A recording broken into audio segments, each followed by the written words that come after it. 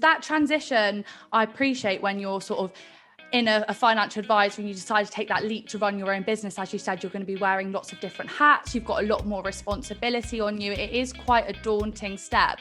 What sort of tips would you give to other financial planners that are in a similar situation to you and they're looking to start their own wealth management firm?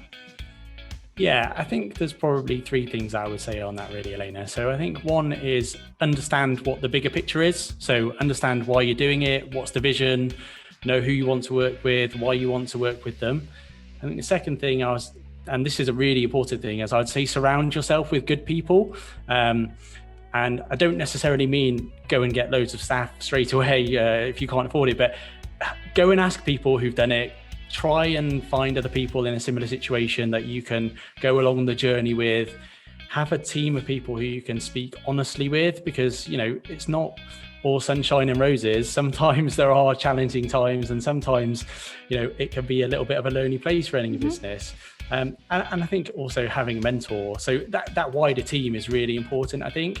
And then the final thing is, I'll just say, just do it. If you never do it, you'll always spend life wondering what might have been. And I just think there's nothing worse. I mean, I sit there with clients and kind of say that, what's the worst that could happen if you go on this holiday and you decide you don't like it? If you try cruising and you don't like it, so what? You wasted a week of your life and a couple of £1,000. But yeah, at least you've tried it and And I think, people who are put off by that, I think you should just give it a go. The worst that could happen to me is I go back into an employed advisory role. That's still not a particularly bad position to be in. I do completely agree, especially with any big decision that you make in life. There's always such an element of fear behind it. And often those biggest risks or the largest leaps, like opening your own wealth management firm, or, even taking that leap from being an employed advisor into a self-employed advisor, is daunting and can have a lot of fear sort of surrounding that. So I do agree that it's one of those things where you've just got to take the leap and be like, what's the worst that's going to happen? And if it does go that way, are you going to be able to manage it? So I think this is a nice pointer for people that are out there that are maybe thinking about, should I do that leap? Should I not? Just take the plunge. Is that what you just recommend?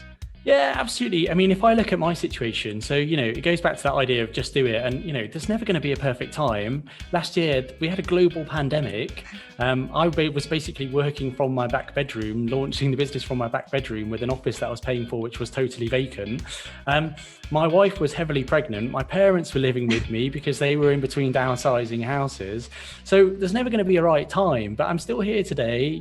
I've got another beautiful daughter. My parents have thankfully moved back out again. And we are where we are. But yeah, I just think sometimes you just kind of need to go and do it.